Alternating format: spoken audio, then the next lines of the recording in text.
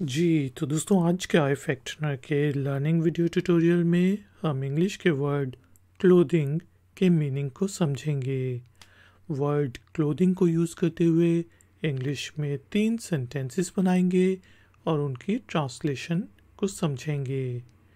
Video गौर से देखें क्योंकि आखिर में है एक छोटी सी एक्सरसाइज। तो शुरू करते हैं जी अपना आज का आई फैक्टनर का लर्निंग वीडियो ट्यूटोरियल।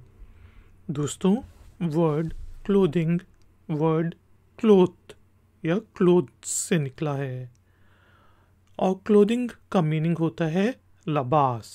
क्लोथ्स कपड़ों को कहते हैं और क्लोथिंग जिसका आपने पैंट भी ली, शर्ट भी ली, जूते शूते और टाई वगैरह सब ये आपके कपड़े जो हैं ये क्लोथिंग या आपका लिबास है। चलिए वर्ड क्लोथिंग को यूज़ करते हुए इंग्लिश में कुछ सेंटेंसेस बनाते हैं। जैसे she is in the clothing business, कि वो कपड़ों के बिजनेस में है, वो लिबास शायद तैयार करके बेचती है या कुछ भी है, उसका बहुत बड़ा सुपर स्टोर है या फिर वो दर्जी है, तो हम कह रहे हैं she is in the clothing business.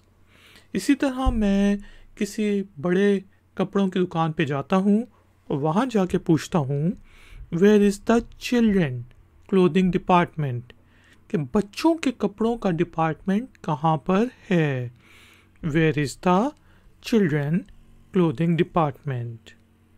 इसी तरह हम कह सकते हैं कि he is saving money for new clothing, कि वो नए कपड़ों के लिए पैसे बचा रहा है। ही is saving money for new clothing. दोस्तों, उम्मीद है कि आपको इंग्लिश के वर्ड क्लोथिंग का मीनिंग समझ आ गया होगा। टाइम हुआ है एक्सरसाइज का। तो एक्सरसाइज के तौर पे आपने इंग्लिश के वर्ड क्लोथिंग को यूज़ करते हुए इंग्लिश में एक छोटा सा सेंटेंस बनाना है और उसे नीचे दिए गए कमेंट्स बॉक्स में पोस्ट कर देना है।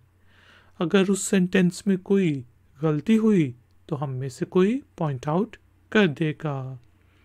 वीडियो पसंद आई है तो लाइक का बटन ज़रूर प्रेस करें, वीडियो को शेयर करें और अगर आप चैनल पर नए हैं तो चैनल की सपोर्ट के लिए और नई नई नोटिफिकेशंस के लिए चैनल को सब्सक्राइब करके बेल आइकन को प्रेस कर दें। मिलेंगे एक और नए वीडियो ट्यूटोरियल में। Until then, take care, keep learning, keep enjoying. Good day.